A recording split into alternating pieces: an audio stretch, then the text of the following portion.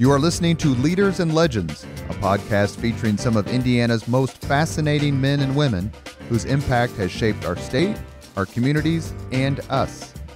Join us as we discuss their imprint on our history. Leaders and Legends is brought to you by Veteran Strategies Incorporated, your local veteran business enterprise specializing in public relations, media relations, public outreach, crisis communications, and digital photography.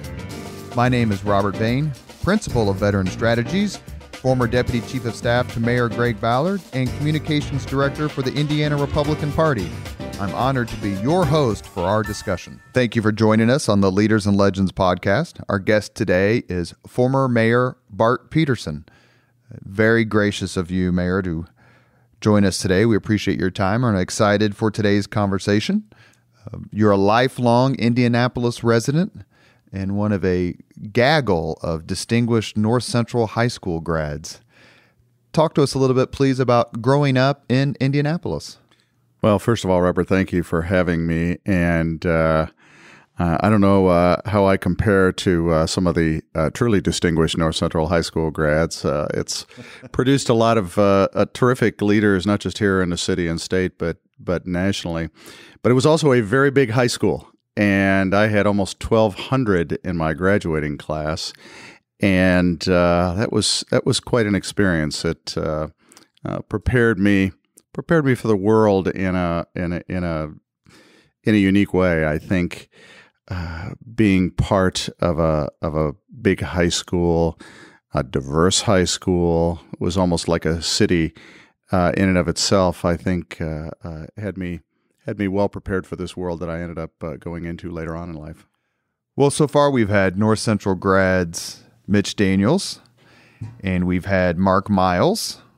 We haven't had distinguished North Central grad Kip 2 on yet. Well, you're remiss in that. I'm sure you'll get around to it. And you were kind of in between that group. Did you know the Daniels family? Did you know the Miles family? Were you proximate and kind of where you grew up? No, I didn't. I grew up with four siblings, and I was four siblings. I was the fourth of five. And so starting with my oldest sister, who's 6 years older than me, down to my youngest, who's 3 years younger, we cover the gamut. And there's usually somebody in there who went to school with somebody who went to North Central, some family. So we covered a pretty good range. But no, the Daniels family and the Miles family didn't overlap with me. One of the things that I've said, and you're about 10 years older than me, I grew up in Irvington on the east side. I never came downtown except to see Dick the Bruiser. You remember Dick the Bruiser? Very well. Yeah. Ernie the Big Cat Lad, the Valiant Brothers, obviously Andre the Giant. What was it like to be a teenager in Indianapolis in the time that you were on the cusp of the city, really downtown, exploding? Well, I think maybe the 10 years difference between us is meaningful, because I will tell you, I think I remember downtown when it still had some life to it. So it actually literally died while I was, in my formative years. I remember coming to the Indiana Theater when it was still open as a movie theater. It was pretty rudimentary as in terms of amenities. I remember they had Dixie cups with orange juice in them. That was the concession stand. Orange juice and water. But they had a big screen, and I remember seeing Dr. Dolittle there, and that was probably right. That would have been 1964, I think, probably right before it closed. Right? No, Dr. Dolittle was the guy who talked to the animals. I can't remember who was the star of that, but in any case, that place closed shortly thereafter. The downtown department stores were still open when I was young. Downtown really started to lose its attractions while I was a kid, and so it wasn't probably until I came back to Indianapolis from law school when I was 25 years old that you could really see a meaningful difference. The changes started way before that with Market Square Arena being built in the early 70s. So the revival of downtown was well underway by then. But I unfortunately got to see it go down. But then fortunately, got to watch it come back up pretty significantly, so that by the time I was mayor, we were on a very significant upward trajectory. College at Purdue and law school at Michigan. Why did you choose those two universities? Well, Purdue was the family school. Neither of my parents went to college. My oldest sister chose Purdue, and it became the place where we were, I think, all expected to go. All I remember is first of all, I was not a great high school student. And I was grateful that back then Purdue was easier to get into than it is today, particularly if you're not an engineering major, and I was certainly not. But I never even thought about going anywhere else because it was just sort of in the family DNA, I guess, to go to Purdue. So all 5 of us kids went to Purdue. Only Really? My youngest sister, who got married very young, she got married after her sophomore year in college and moved to a guy from Philadelphia and moved to Philadelphia and graduated from Temple. But she at least had 2 years in at Purdue, and all the other rest of us are all Purdue graduates. Your parents were down with that marriage? They were okay with it. Yes, I'm sure they were a little. In retrospect, as I look back at it, I was pretty young then too. But as I look back at it, I'm sure they were a little concerned.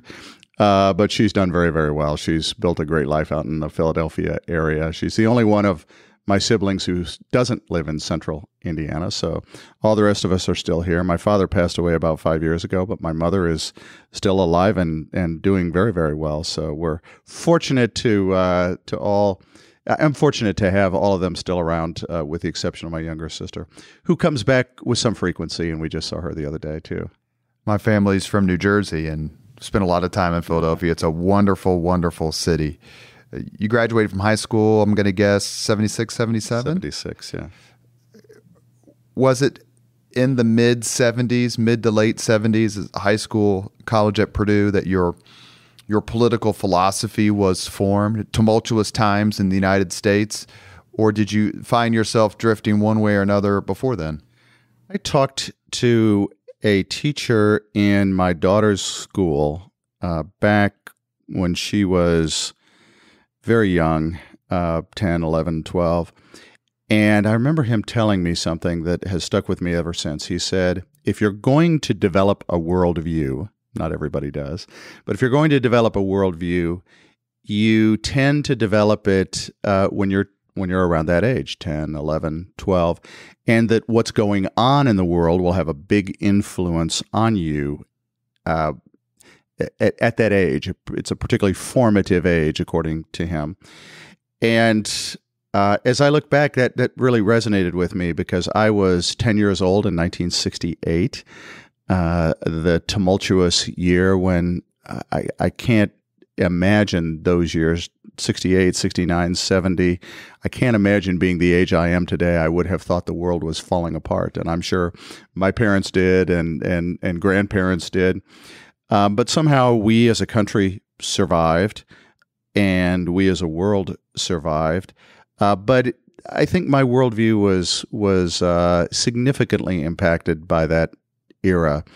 Watergate included? Watergate, yeah, Watergate a little bit later on, but I think probably the assassination of Dr. King and the sort of the tail end of what we think of as the civil rights movement had a pretty profound impact on me. Racial justice and issues of fair treatment of all people have always been a pretty profound issue with me.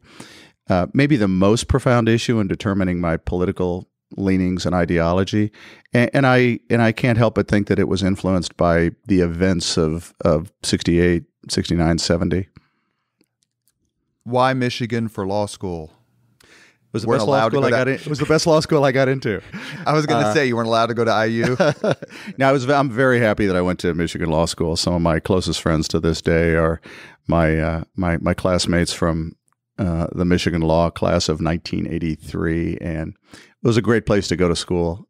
Ann Arbor's a terrific town, and most importantly, I met my wife in Ann Arbor. We were married there, and we still she's a rabid Michigan football fan. So in spite of my Purdue leanings, I now own season tickets for the University of Michigan's football team. And you go up there for every home game? Oh, no, not every one of them, but we probably make about half of them. I'm going to date this podcast. It's being recorded the Tuesday before the Notre Dame-Michigan game in October. Are you going to make that one? Yes, not only am I going to make that one, but we sold to benefit Crystal House. We sold a package of joining me for the Denver Broncos Indianapolis Colts game the very next day, which I thought would be no problem at all, given that the Notre Dame Michigan game would be on Saturday.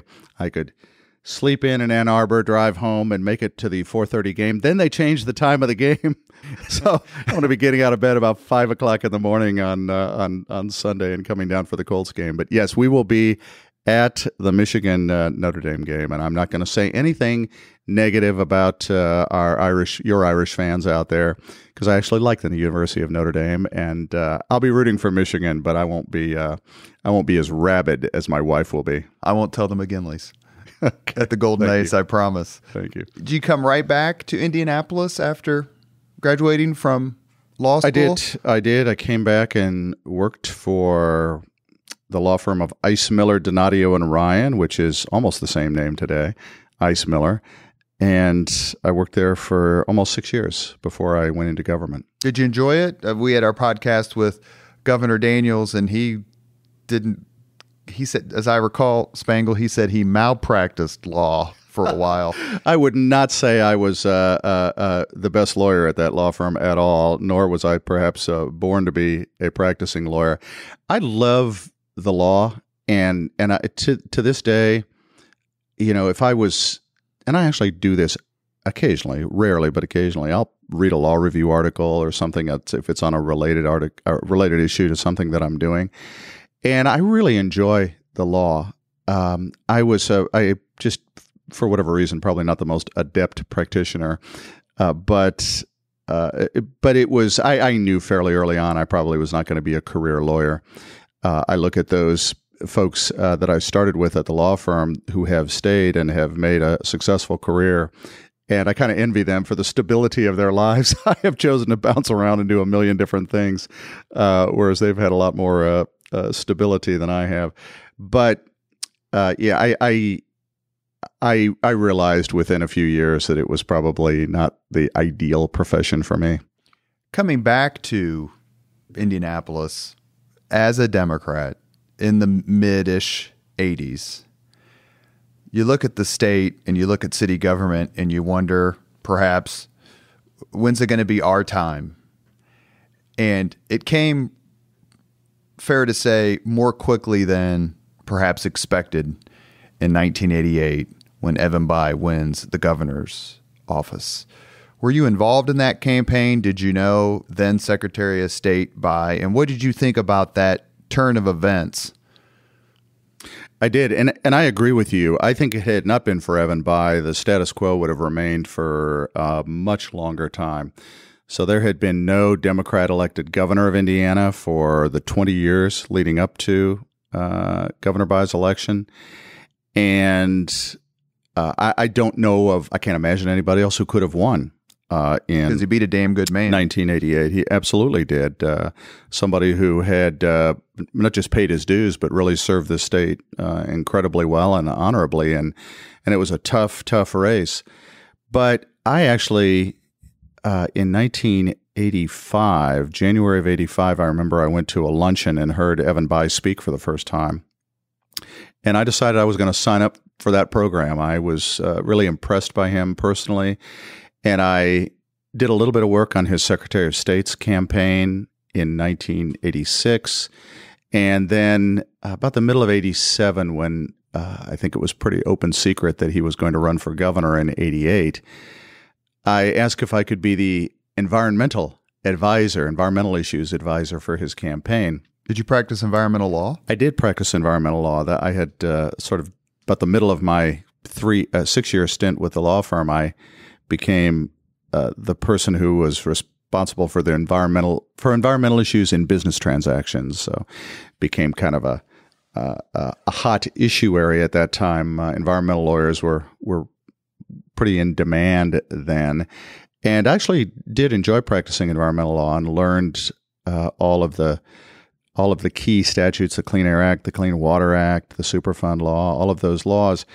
And I believed that the environment was likely to be a meaningful issue in the '88 campaign. And I told the governor's campaign manager, who at the time who today is the current mayor of Indianapolis, and at the time was just a lawyer who was Evan's campaign manager. That was before he became Secretary of State. And I thought there'd be a long line of people waiting to be the environmental advisor to the Evan Bayh for Governor campaign. But Joe immediately said, "You want it? You're it. Done." And I spent a fair amount of time working on that campaign. And then when he was elected, he asked me to join his staff as his environmental advisor. And so that's what I did initially for the first couple years. Then I became the deputy chief of staff. Then I became the chief of staff. So I ended up I thought I'd do a 2-year stint with him after he was elected, and I ended up staying 6.5 years, almost his entire time. I'm going to guess that you made more money at the law firm than you did working for state government. Well, that is an interesting. You're correct, although it was fairly close because I was a year away from when I would have been considered to be a partner in the law firm, and was still making a associate's salary. And so it didn't. Had I gone from a partner's salary to a state government salary, it would have been a little more painful. But it ended up being not too bad a transition.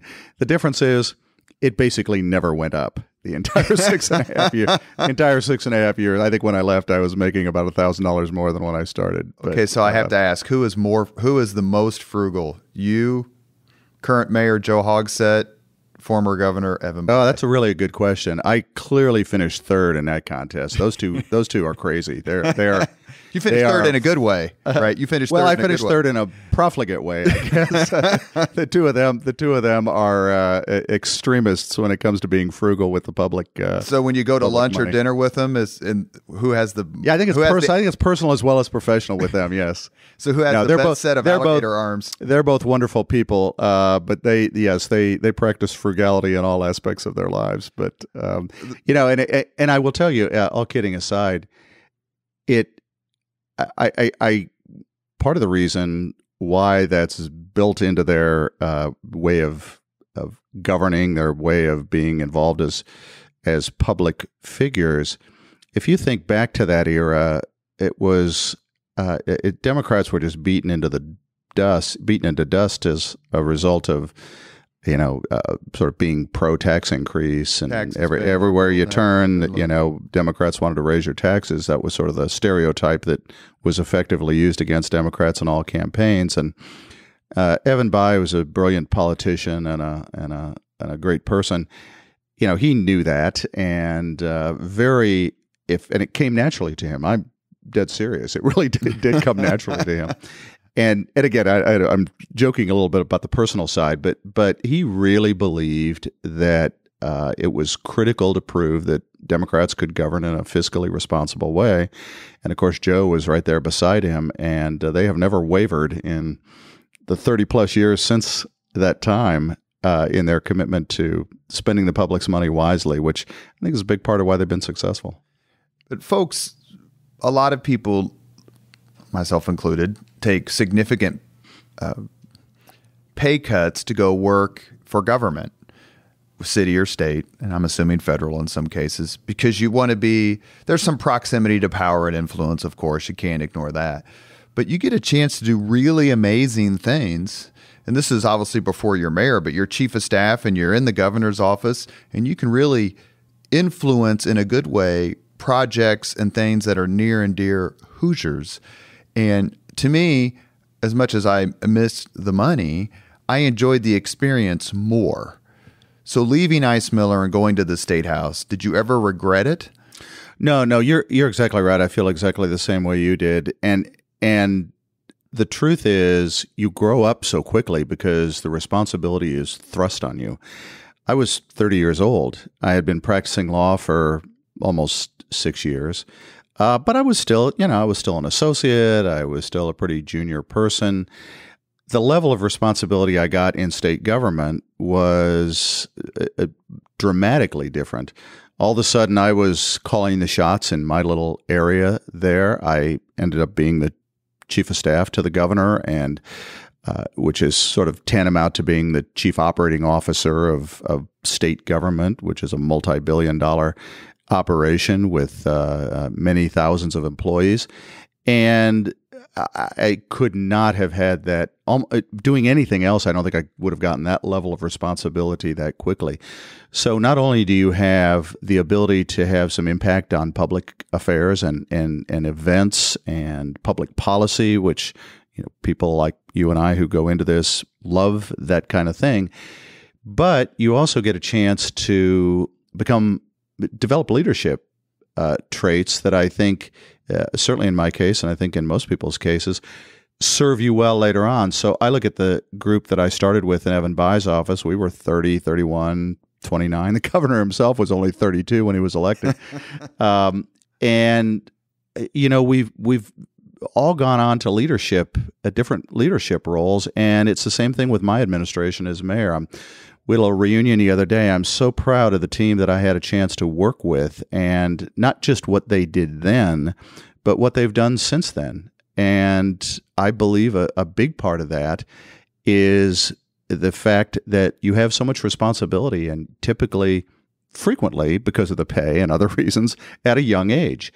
And it was a great proving ground for me. I know when I became mayor, one of the advantages that I had, and I think this was quite a significant one, was that I had sat in an executive office for 6.5 years, in this case, the governor's office, and I had seen crises come and go. And I had, I think, a certain calmness about impending disasters, or what looked like impending disasters, because I'd seen so many impending disasters and realized most of them don't actually turn into disasters. They really look like they're going to be disasters, but they turn out to sort of fizzle out or go away. And that experience and then the true disasters that actually do happen, you learn how to deal with them, right? And so when I became mayor, I had a fair amount of experience with dealing with things that were really bad that had to be dealt with, and also looking at a lot of things that looked like they might turn bad and not panicking about them, because I knew most of them probably would resolve themselves, and those that didn't, we'd figure out how to solve them because we'd done it before. And that really put me in a good position when I became mayor. So being a staff person to an executive branch official, I'm sure the same thing is true for legislative staffers as well. I just never served in that kind of a role. But in my case, it was a huge advantage. And I look at our state, and I know that in the governor's office, I don't know very many of the staffers there, but I'm sure they're having the same experience that I did. And a lot of future leaders in our state are going to come out of that office. And just the same with Mayor Hogsett's office here in Indianapolis. So it's a great proving ground for young people. The only thing it lacks is good pay. And they're all underpaid. Everyone in state government is ever underpaid. Everyone in city government's underpaid. I mean, the hours you put in are remarkable, and the scrutiny you're under is almost immeasurable. But you do it because you love your city and you love your state. Very true. You are listening to Leaders and Legends, a podcast presented by Veteran Strategies, a local veteran public relations enterprise, and sponsored by Girl Scouts of Central Indiana, the Crowne Plaza Hotel and Grand Hall and Conference Center at historic Union Station, and MacAllister Machinery, your friendly neighborhood Caterpillar dealer. Fast forward a few years. There's a mayoral election in 1999. It's going to be an open seat. Previous Mayor Steve Goldsmith, who had lost the 96 gubernatorial election to Frank O'Bannon, decides not to run for a third term. Open seats don't happen very often. What made you think that Bart Peterson could break the 32-year stranglehold on the mayor's office by the Republican Party? Well, for one thing, I think it's worth pointing out, Robert, that I didn't know it was going to be an open seat when I started. I actually thought that it was going to be an open seat. I I believed that Mayor Goldsmith would not run for a third term. Had I believed he was going to run for a third term, I think I probably would not have run. But I believed it would be an open seat. Nobody else believed it would be an open seat, at least on the Democratic side. I don't know what the scuttlebutt among Republicans was, but on the Democratic side, everybody assumed I'd be running against Steve Goldsmith, and most of them weren't overly optimistic about my chances in that kind of a contest. But in 95, he did not do very well, even though he won against sitting Judge Z. May Jemison. His numbers were down, and it might have been. We've recorded a podcast with Paul Okeson and Michael Connor, former chiefs of staff to respective mayors, Ballard and Peterson. And I had heard before that the 95 race was the signal that maybe things are changing. Now, they may not change super quickly, but the numbers are starting to finally turn. Is that something that you looked at, were aware of, factored in? You know, because the 95 race was... Judge Jemison didn't have a lot of money in that race. I didn't think that was the most representative race, but I looked at a lot of other races. What I did is I started really studying how candidates did in Marion County, how Democrats did in Marion County in statewide races. So I looked at Evan Bayh's races. I looked at Frank O'Bannon's, Jeff Modisett, who was elected Marion County prosecutor, I believe, in 1990. And then was narrowly defeated in 1994. I looked at a lot of different races where a lot of money was spent. And my view was, after all of this very much amateur analysis, that if a Democrat had enough money to get their message out, they could be competitive in Marion County. The common wisdom at that time was that a Democrat couldn't possibly win in Marion County, that the numbers just didn't add up. But I believed that in a fair contest, meaning a contest in which both sides had about the same amount of money, and it turned out that that's the way my race went, actually. I think we spent almost the same amount of money with myself and my opponent in 99.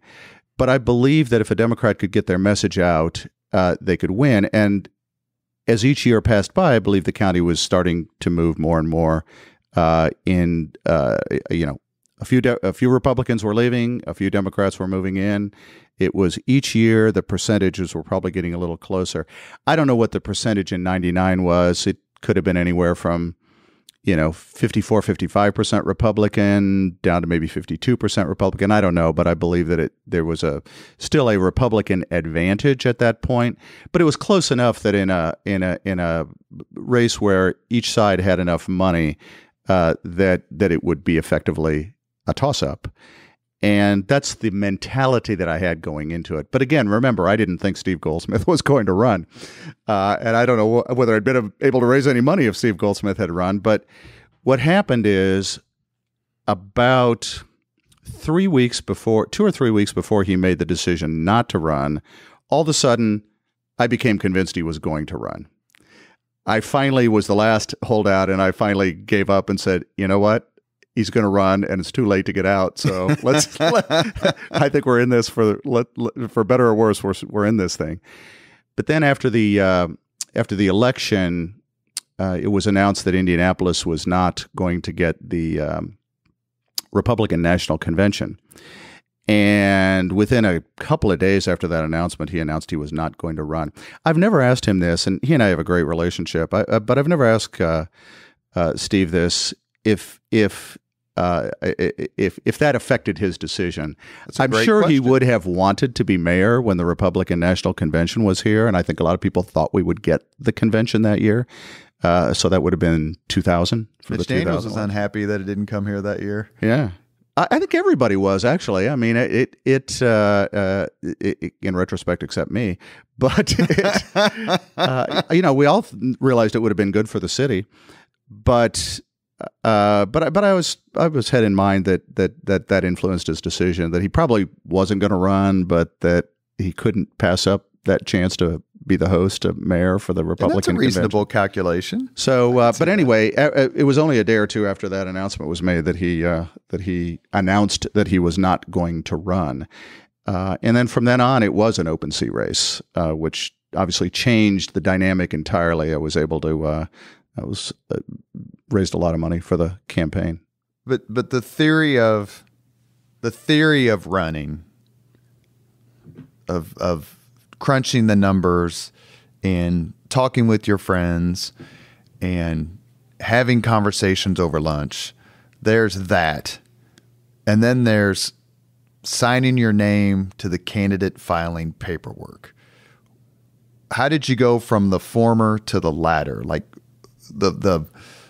you mentioned the open seat, but you didn't know at the time, but in the Marion County was maybe trending a little bit. But clearly there must have been some tough conversations, some fun conversations with your friends and family to make you write your name and file that paperwork with the clerk. Well, I think anybody who has any success in politics is somehow driven internally. I've always said if you have to go talk somebody into being a candidate for something, odds are they're going to lose, unless it's such a lopsided race that they can't lose. Because you really have to be driven internally by it. You have to believe somehow that you want to be there and you want to win more than anything in the world, because it's extremely hard, as you well know. It's incredibly demanding on every aspect of your life, and you have to sacrifice a lot in order to do it. But it doesn't feel like sacrifice, and it doesn't feel like work if you are totally and completely committed to it. And pretty early on, I got totally and completely committed to it. And I believed that if I did everything I needed to do, that I would win, and that nobody, if I did lose, it wasn't going to be because I was outworked. I was going to work harder than anybody else possibly could in that race. And part of that is motivated by just what you said. When you sign those candidate papers, it's too late. Your name's going to be on the ballot. Do you want to be humiliated, or do you want to acquit yourself well, win or lose? And if you're going to acquit yourself well, you better do everything that it takes. You better work every single minute. You better raise all the money you can raise. You better go speak everywhere you can speak. You better use whatever ingenuity you have to figure out the right strategy. You better believe that there's something worth running for. And, I love this city. I lived my whole life in this city, and I just believed, not that we needed to turn it around. Heck, we were on a good upward trajectory. I wanted to keep it going and add, some of my own ideas to it. And so I was kind of a true believer in my own candidacy. And I also was, like I think anybody else with any sense who gets involved in politics, I didn't want to lose. And I was going to spend every spare moment I could, every opportunity I had to try to convince one more voter I was going to take, because I didn't want to lose. As much as I wanted to win, I also didn't want to lose. And I think, back to your point about once you can talk about it, but then you got to sign those papers. When you sign those papers, you better be all in. When you decided to run, did then Senator Evan Bayh say, "Run, Bart, run"? Well, nobody really said "Run, Bart, run." I have to tell you, I think I only had one person ever before I decided to run tell me, "Bart, you ought to get involved in politics. You ought to run for mayor." Do we know this person? Yeah, I'm not going to say his name. He knows who he is. I often mention him. I often, when I see him, I mention that point, that he was the only person that ever said that to me. But no, I think everybody thought it was, like I said, the conventional wisdom was it wasn't time. Maybe someday, but not today. And again, people thought Steve Goldsmith would run, and that he would add unlimited money, and be very, very hard to raise money in a campaign like that. And all of those things were true, with the exception of the fact that I did believe that the county was trending toward being closer to 50-50. And I also just, like I said, I had this belief in my own campaign, and I figured if we could put a good team together, which we did, we had a great team, if we could stay disciplined, have a clear message, and work hard, that we had a 50-50 chance. Now, I thought it was 99-1 chance in favor of winning, but I couldn't say that to people. That would come across as crazy. But I think eventually we got to a point where people thought there was a 50-50 chance we could win. And when you have that, then you can start raising money. People will start working for you, volunteering for you, those kinds of things that help make a campaign really work. When the Republicans nominated Sue Ann Gilroy, part of the Lugar family, it was the sitting Secretary of State, did that change the dynamic for you at all, running against the first female Republican nominee for the mayor of Indianapolis? Was that a different challenge than perhaps you were anticipating? No, I never thought about it as a challenge because Sue Ann was a woman. I thought it was a challenge because she had name identification. And she certainly had she was a Republican establishment figure. She wasn't a fringe character or something like that. She was a Republican establishment figure, which meant that, there probably wasn't going to be anybody against her within the party. And she had some level of name identification from her years as Secretary of State. So I thought she would be a very effective candidate for Republicans. I thought the only disadvantage that she had, and correspondingly advantage I had, was that she was kind of anointed.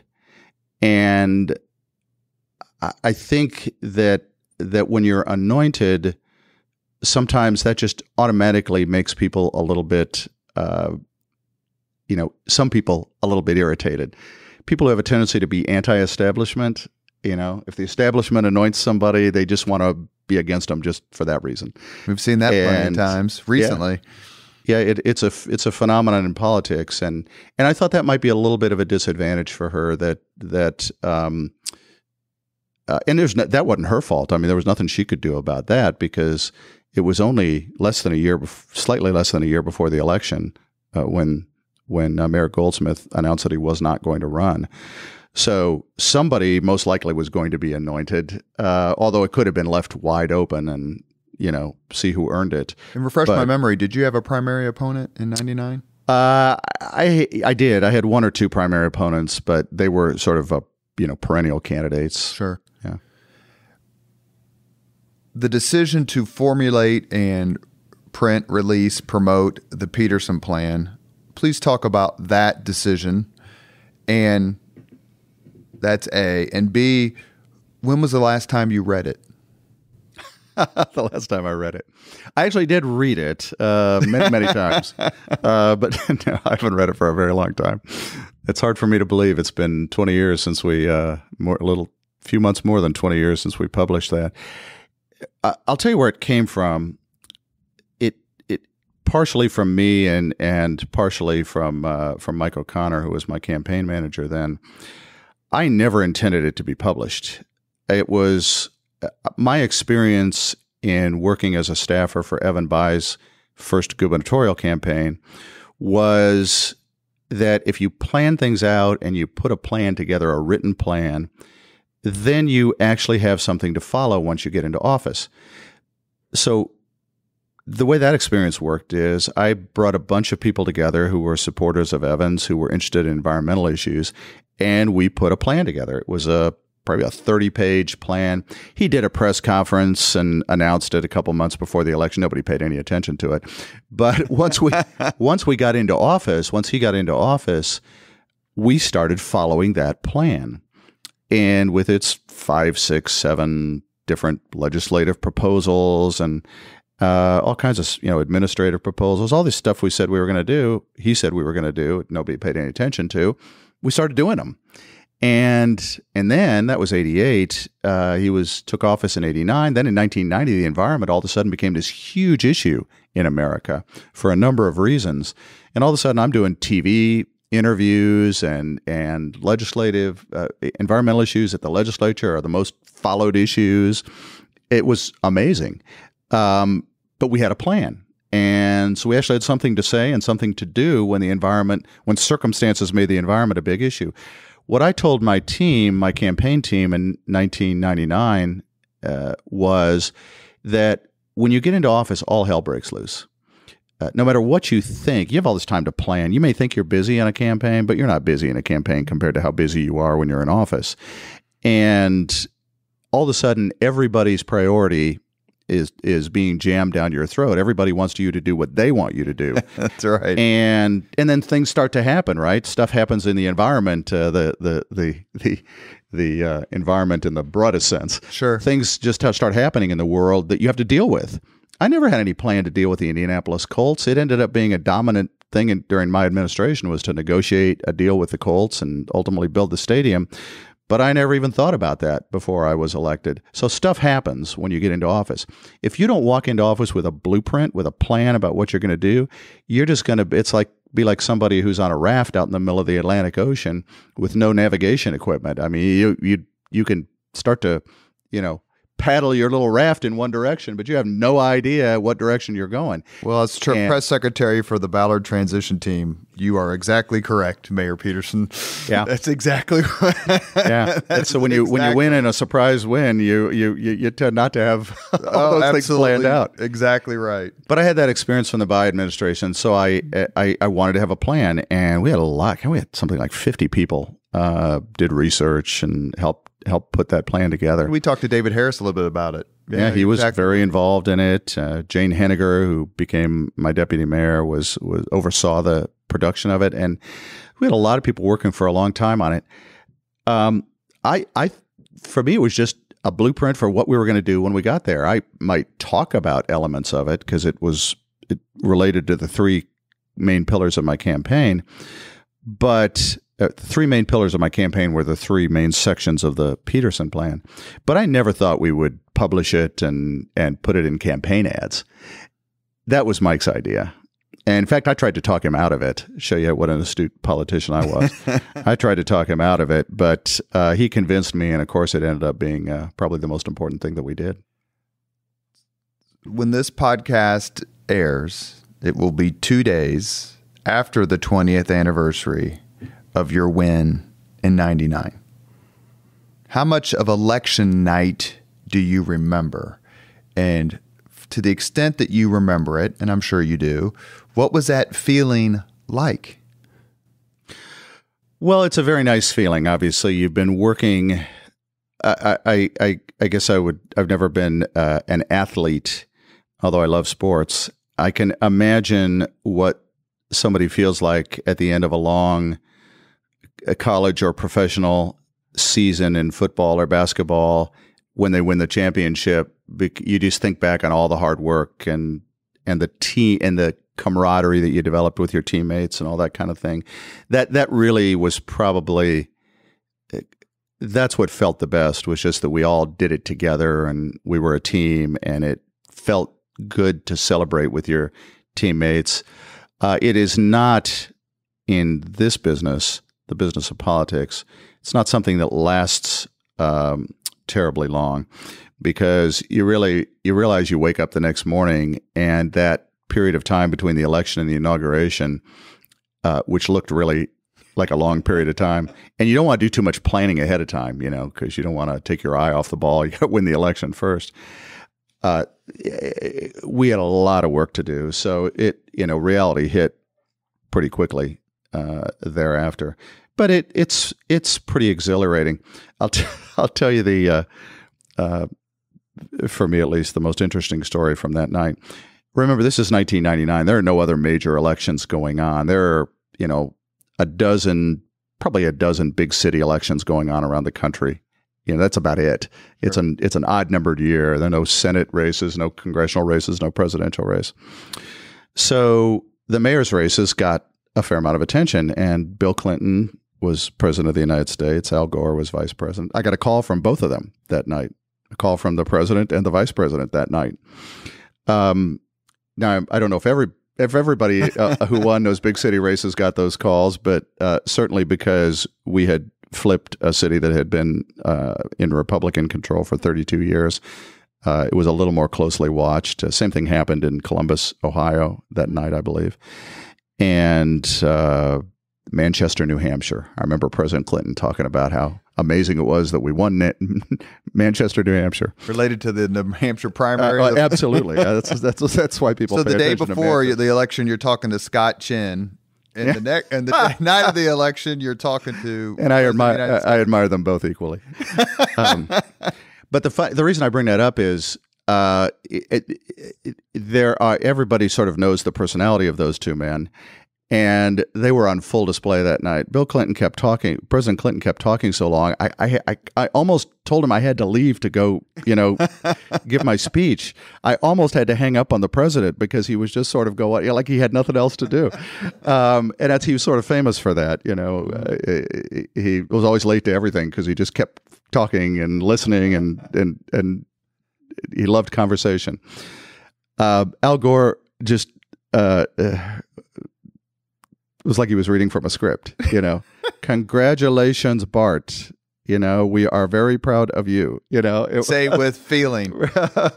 So I admired Al Gore, but he sort of didn't have the same sort of smoothness, let's say, that Bill Clinton had, which I got to see on full display. One thing I want to make sure that we're clear on as we talk about your years as mayor, and I would imagine that Richard Lugar would definitely say the same, considering who worked for him, and certainly now deceased Mayor Bill Hudnut. And we're putting together a retrospective podcast on the Hudnut years as mayor with Joe Slash and Lisa Dietrich and Dave Arlen. And Goldsmith would say the same, the immense talent in the mayor's office. But when I have people who are meeting Mayor Ballard for the first time and they go, what's it like? What should I tell him? I go, compliment his staff as mayor. If you compliment his staff as mayor, he's putty in your hands. And looking back at the people who worked for you, it's a terrific collection of talent. Whether it's Mike O'Connor, Melina Kennedy, Kobe Wright, Scott Chin, Steve Campbell, Justin Oldmiller, Terry Morris Downs, my personal favorite because she's an East Sider. The list goes on and on and on and on.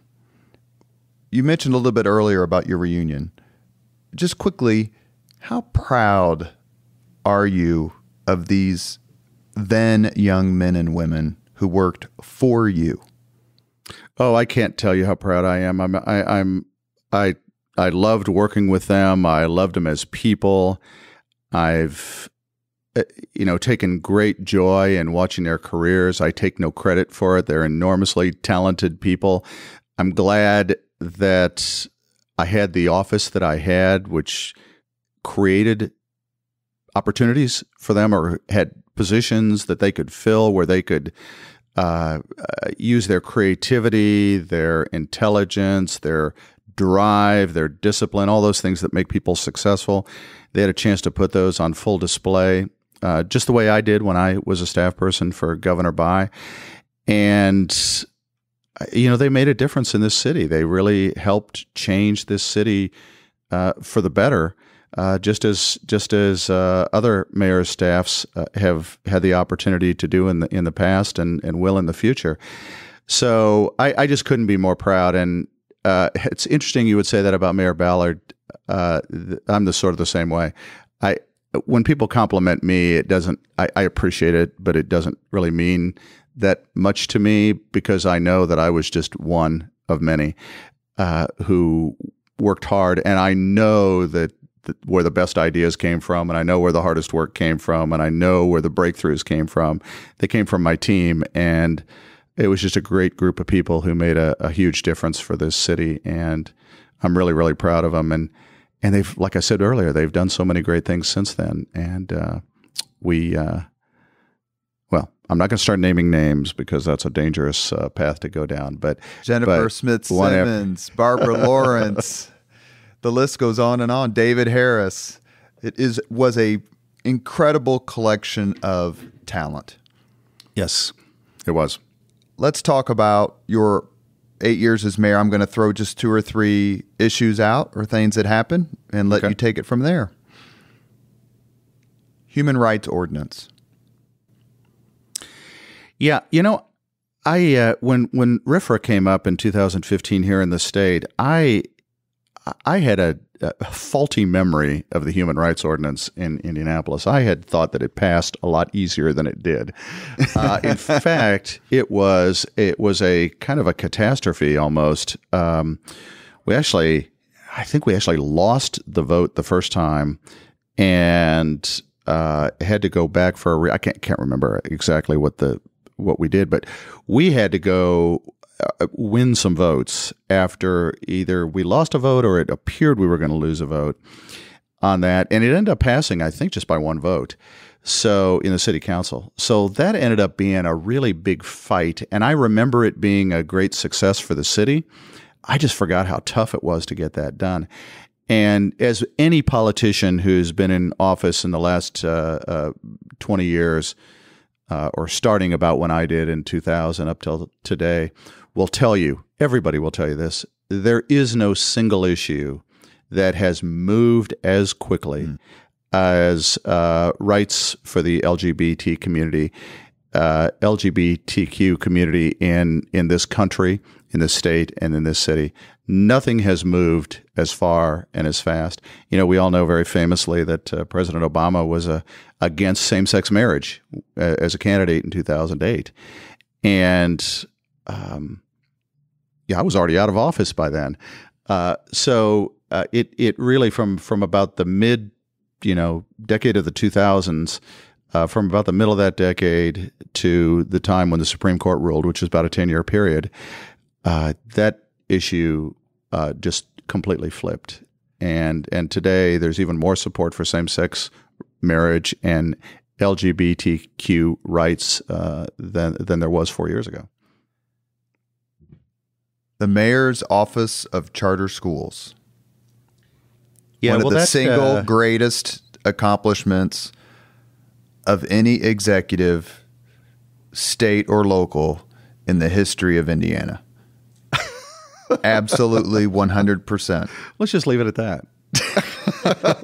Why should I speak and ruin it? I will tell you, all credit for that goes to David Harris. David is a remarkable leader, as you know, and one of the unsung heroes nationally. I shouldn't say unsung. I mean, he's actually sung these days among education reformers. But he doesn't have a famous name nationally, except in that group of people who understand what it takes to make a difference in public education. Among that group of a few million people, he is a well-known person, and he really led the way. We set a standard for quality that I think carries on today, and I'm very, very proud that Mayor Ballard, when he took office, believed in what we had done, carried it on, took it to new heights. And Mayor Hogsett even beyond that. So it is. Most people, if they ask me what I'm most proud of or what I remember most fondly from my days as mayor, they always think about the visible things like the football stadium or the airport. But to me, it was our work in education reform, and specifically the chartering of schools through the Mayor's Charter School Office. The Indianapolis Colts win the Super Bowl. Yeah, that was really nice. I'm first and foremost a fan, and you grew up a football fan of which team? The Green Bay Packers, because they had a quarterback named Bart, and at that time, he was the only other human being in the world I knew of named Bart. This was before Bart Simpson ruined the name. Now, no parents will ever name their kid Bart anymore because of Bart Simpson. But back then, Bart Starr was my hero, and my parents were from Wisconsin. And so I was a huge Green Bay Packers fan. But when the Colts came here, I became, like everybody else here, just about, I became a huge, huge Colts fan. So it was just so much fun as a fan and as a citizen of Indianapolis.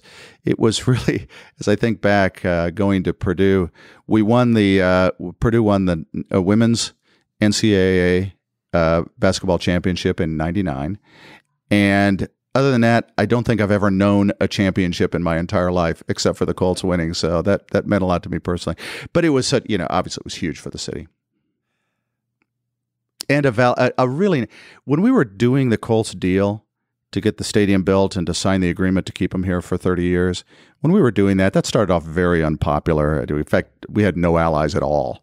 Well, the in that Colts effort. history has an exact. I mean, you had the Manning years, and you had some other kind of sporadic, including this year, success. But for years and years, no, it had been bad. I once sold popcorn and Coke in the Cokes in the stands in order to try to generate publicity to get a sellout. So that the blackout would be lifted for a game. This was like in 2002 or something. But in truth, the fact that the Colts were such good guys, we had a great exemplar in Coach Dungy, who was just a wonderful human being. Peyton Manning, the face of the franchise, a wonderful human being. Guys that everybody liked. There was just something about all that, and they were winning, and that made it possible. Sure. They weren't winning when we first started working on the deal, but by the time the deal had to be voted on and get done, I mean, the Colts were right on the cusp of winning a Super Bowl. Finally, they did. As we think back on that time, that was later in. They had a run of 3 or 4 good years before that. When it comes to difficulty, please rate, if you would, the decision and the execution of the merging of the police department and the sheriff's department, and how that fit your overall philosophy, which you were committed to both as mayor and after mayor, of government consolidation. Well, I believe in my bones that government consolidation is essential to save the taxpayers money, to make government more efficient and more effective. And it just irks me to this day to see how much inefficiency there is in government and how much waste with a bunch of offices that don't need to exist. It turned out, in retrospect, that merging the police and the sheriff's department was easier than merging the fire departments, of which we had 11 in Marion County at that time. And we've now merged probably a slight majority, maybe 6 or 7 of those 11 are part of the Indianapolis Fire Department today. When I left office, maybe 3 or 4 were. Mayor Ballard got a few more done. That's right. I hope I live to see the day when there's only one fire department in Marion County. But that ended up being the politically difficult one. And the reason is, actually, they were both politically difficult, but that one was more difficult because it involved the townships. And the townships had their own fire departments. They had their own trustees. Their whole reason to exist really was the fire department that they ran. And so if you took their fire department away from them, they didn't really have much reason to exist. And so they fought it tooth and nail, most of them. Two or three in my time, I can think of 2, which I think were the 2 biggest, Washington Township and Warren Township, did agree. Their trustees agreed to merge their fire departments into IFD. The merger of the sheriff's and police department was fought tooth and nail by the police union, but ultimately, I think they didn't have support in the General Assembly. The firefighters, the township trustees, I should say, had support in the General Assembly to stop exactly. that. So they did not give us an easy pathway forward from the state legislature. They made it very difficult. There had to be, basically the trustee had to sign off on it. That's why the only ones we got done were the ones where the trustees agreed. With police and fire, they allowed us to do it in the state legislature, and so we were able to get it done. Ultimately, much easier than with the fire merger. Now, the one big difference was, in order to get it done politically within Marion County, I had to give up control of the patrol operations to the sheriff, and then Mayor Ballard reversed that the following year. Tough decision for you? Well, it was a tough decision. I preferred it the way Mayor Ballard did, and he was able to get it done. Sort of one of those Nixon goes to China things. He could get it done as a Republican. I couldn't get it done as a Democrat because we had a Democratic sheriff. And so the result of that was we ended up getting to the right place. It was just a year later. When you decided to run for a third term, was it a tough decision, or was it more of, I just have more work to do? and I enjoy this so much? I think it was, I think it was a stupid decision for one thing. In retrospect, well, I don't. But, I would let me defend that decision. Your 8 years as mayor were terrific years. Greg Ballard said that on the podcast. There's a lot of people who've said that on this Leaders and Legends podcast. I was comms director at the Indiana Republican Party at the time. We all thought you were going to run for governor. It was just a matter of when. Daniels wasn't exactly riding high in the polls in 2007, if people remember correctly. And so that's the race that we thought was coming. But yet you decided to run for a third term. What went into that? And I know what you said just a few seconds ago, but clearly no one anticipated what happened. And that's just candor. Yeah, and I when I say it was a stupid decision, that's obviously with the benefit of hindsight. At the time, it seemed like kind of a no-brainer decision. But I actually had, in my own mind, decided I wasn't going to run, and then I changed my mind. And the reason I changed my mind is that, ironically, it was because I feared that we had not as firmly established the charter school work as we needed to. And I say ironically because that's the thing. We've had a great tradition of continuity in Indianapolis, so this isn't the only example. But that Mayor Ballard ended up picking up that torch and carrying it to even greater heights. He praised you for it in the debate. I remember watching it. Yeah. So that ended up being the thing I was most concerned about. Ended up being the thing I should have been least concerned about. But I thought that would get undone. My big fear was that was so hard fought. It was so fraught with danger and rear guard actions. We had to fight for the success of that, to keep that law in place. We had to fight year after year after year. I thought if I stepped down and somebody else became mayor, that they wouldn't care about it as much as I did, and all that work would get undone.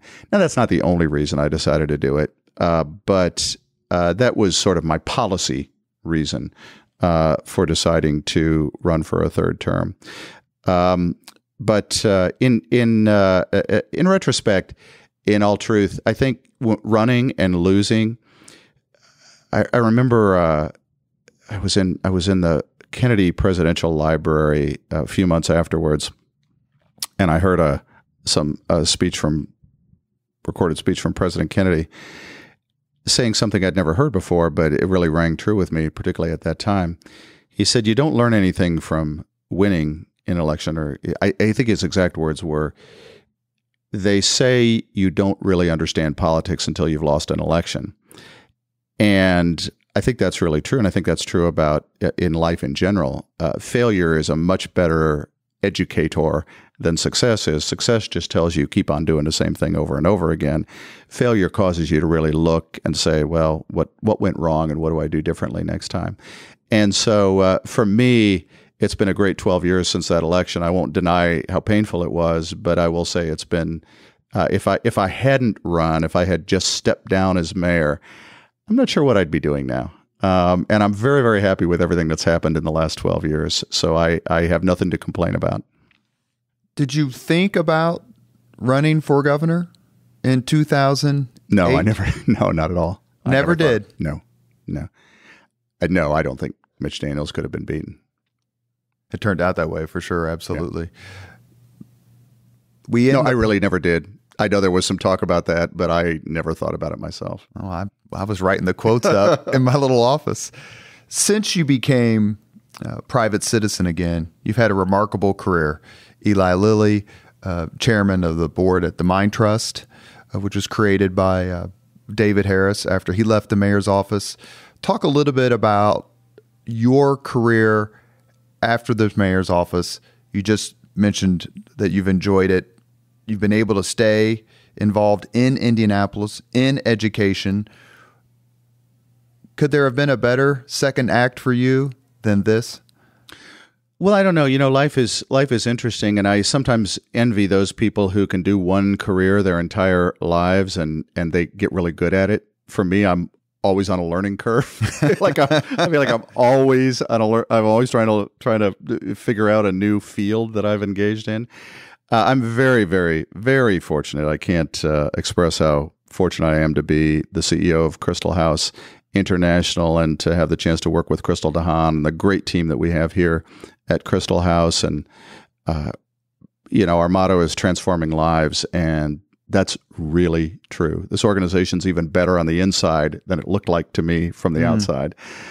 So I'm blessed to have this opportunity. And I think everything I've done has helped me get to the point where I can do this job. The years at Lilly taught me so much about management, about leadership, about business.